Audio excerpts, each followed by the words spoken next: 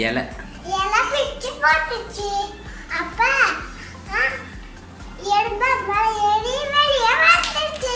அப்ப ஒரு நாள் ஒரு வேடை அம்மையில வச்சு ரெடியா இருந்தா.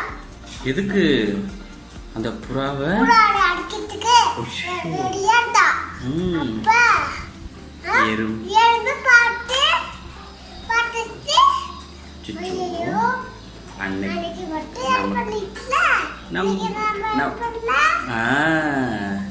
எப்படி ஹெல்ப் பண்ணலாம்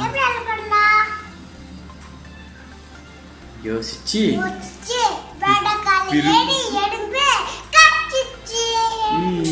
வேடை